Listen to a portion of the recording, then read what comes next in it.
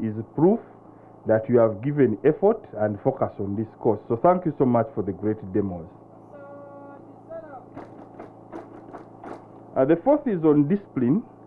I must conclude that you are disciplined people, because there is no way you could have been given opportunity to do this course if you are not disciplined. So having been on the list alone to come here, starting with Kasanya and then here, is proof that you are disciplined. So keep it up. What does ideology help us? It helps us to polish up our ideas, to understand why we perform our job. One leader said that those who know their job, they do the job. But those ones who know why they do the job better and they lead others. Thomas Sankara, one of our great leaders, once president of West Africa, he said, in Burkina Faso, he said, a soldier, you can subdue the soldier with a police officer, because now we have police officers here. A police officer without ideological or political training is a potential criminal. If you get the skills that they have given you, very good. You are very good. You know what to do. You can inherit a village. You can clear the houses. You can fire the bombs. You can clear. But once you don't know who is the enemy that you should go clear, that's very, very dangerous. You will be like a doctor who leaves the theater and goes to inject people in the bus park with the chloroform, sedate them for an operation, unless they are in the wrong place. You must know who is the enemy. In Uganda, we describe enemy in relation to our fundamental problem of development. Our fundamental problem is backwardness and development, and we want to change Uganda into a first world country. That's Vision 2040 as enshrined by the current government.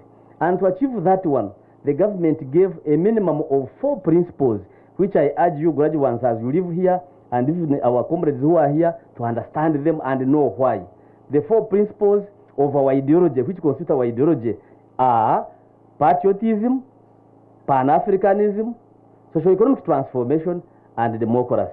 Of recent, the president has said we can shuffle them so that they become ideologically clear and rational. We reason them out. Why?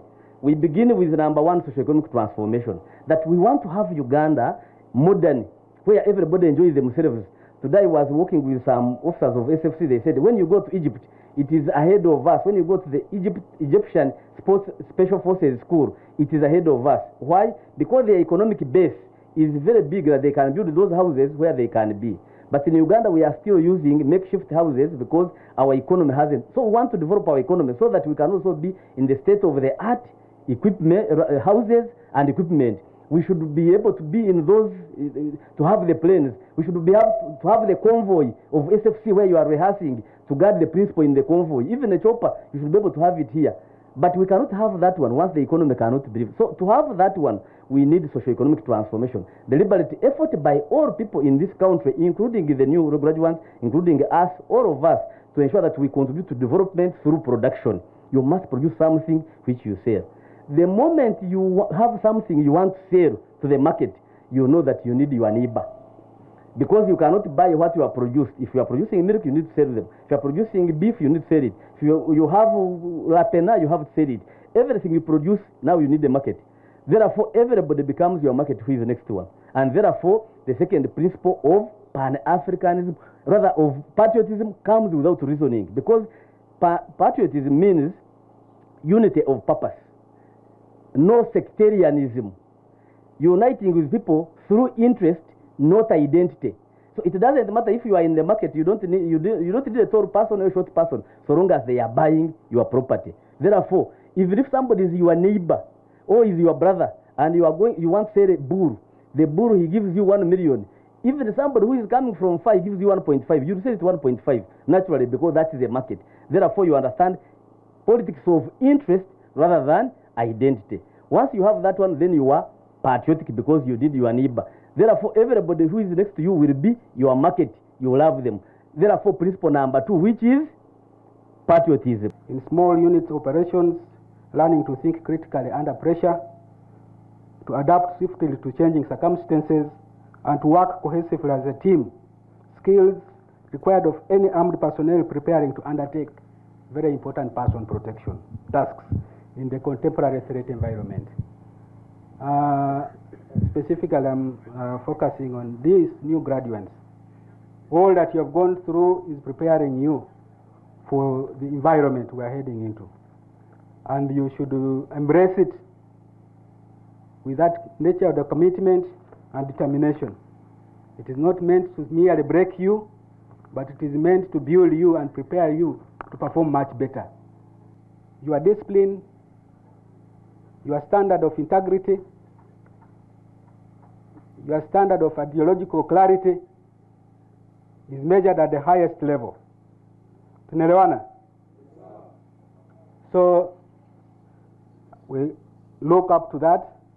And it's not only the PPG. Hii pia ni kumbukumbu kwetu sisi wote.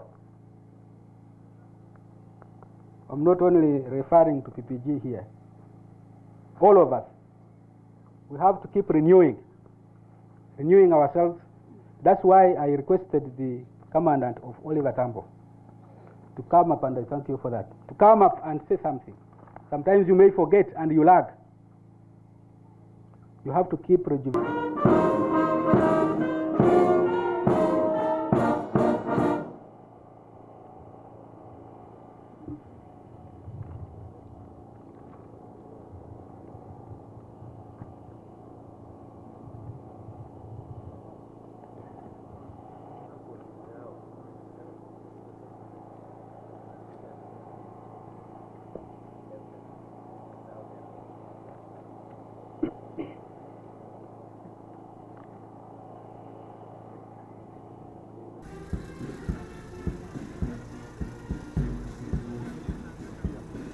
The speech from Chief Guest at leisure.